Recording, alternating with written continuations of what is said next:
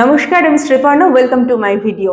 আজকের এই ছোট্ট ভিডিওতে আমি আলোচনা করব যে ইন্টারভিউতে যাওয়ার দিন আপনাকে কি কি গুছিয়ে নিতে হবে এবং সেই কাজটি আপনারা এখন থেকেই রেডি করে রাখুন, তাতে মাথার একটা চাপ কমে যাবে এবং আপনাদের প্রিপারেশনে মন দিতে আপনাদের সুবিধা হবে।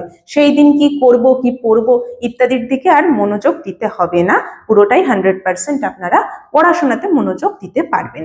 তো চলুন, ভিডিওটি শুরু করার আগে আমার চ্যানেলটি যদি উপকৃত হন আপনারা, তাহলে আমার চ্যানেলটিকে সাবস্ক্রাইব করবেন, লাইক করবেন, শেয়ার করবেন। এবং সবার প্রথমে যেটা জেনে নেব সেটা হচ্ছে যে আমাদের অরিজিনাল কি কি লাগছে। অরিজিনাল অবশ্যই আপনাদের টেট অ্যাডমিট কার্ড নিয়ে যেতে হবে, যেটা আসল। সেখানে অনেক সময় হয়তো অনেকে বলছেন ইনভিজিলেটরের সই নেই, অসুবিধা নেই, কিন্তু অরিজিনালটি নিয়ে যাবেন, চেষ্টা করবেন। আর হচ্ছে আপনার এজ প্রুফ লাগবে, সেটা বার্থ সার্টিফিকেট হোক বা মাধ্যমিক অ্যাডমিট কার্ড হোক। ক্লাস 10-এ অর্থাৎ মাধ্যমিক বা ইকুইভ্যালেন্ট টু মাধ্যমিকের সার্টিফিকেট, রেজাল্ট, এইগুলি লাগবে।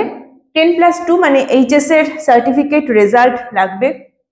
ডিএলএড করার সময় 2 বছরের অ্যাডমিট, 2 বছরের রেজাল্ট, 2 বছরের যে সার্টিফিকেট আপনাদের সেটা লাগবে।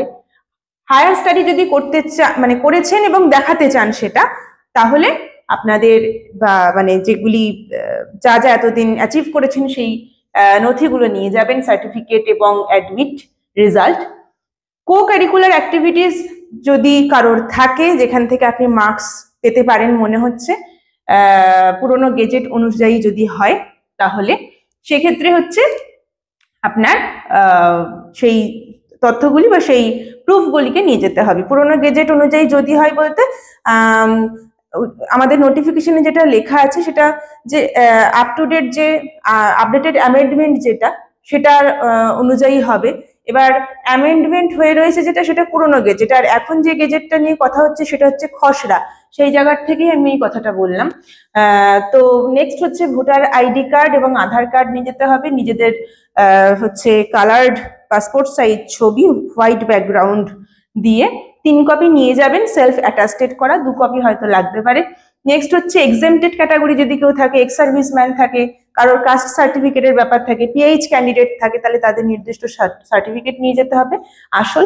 প্যারা টিচার যদি থেকে থাকেন, তাহলে তারা নিয়োগ হয়েছিল, মানে প্রথম জয়েনিং এর সময় যে কাগজটি আপনাদের দেওয়া হয়েছিল এবং এক্সপিরিয়েন্স সার্টিফিকেট যেটা, সেইটা আপনাদের অরিজিনাল লাগবে। এবং এই সব কিছুরই আপনারা 3 সেট করে ফটোকপি করবেন বা জেরক্স করবেন। 2 সেট হয়তো লাগতে পারে, কিন্তু 3 সেট করে নিয়ে যাবেন, যতটা যা লাগবে। না লাগলেও আপনারা আগামীতে চাকরি পান, এটা চাই। এবং তখন আপনাদের আবারও অনেক এরকম জেরক্সগুলো লেগে যাবে, কাজে লেগে যাবে। তো এই ছিল আজকের আলোচনা, এবং আশা করি আপনাদের বুঝতে সুবিধা হলো। গুছিয়ে নিন, একদিকে গুছিয়ে রেডি করে রাখুন কি পড়বেন, কি নিয়ে যাবেন, থাক একদিকে গোছানো। বাদ বাকিটা এবার পুরোপুরি পড়াশোনায় মনোনিবেশ করুন। একটা লিস্ট করুন যে আমার এই এই এই পড়া বাকি, এইগুলো হয়ে গেছে। যা পড়া বাকি পড়লেন, যেগুলো পড়া হয়ে গেছে রিভাইজ করলেন। আয়নার সামনে নিজেকে বারবার দেখুন, কথা বলুন। বিভিন্ন জায়গায় মক ইন্টারভিউ আশা করি আপনারা দিচ্ছেন, সেটা না হলেও আয়নার সামনে নিজে কথা বলুন। সেলফ মোটিভেটেড থাকুন, পজিটিভ থাকুন, অ্যান্ড অল দ্য বেস্ট।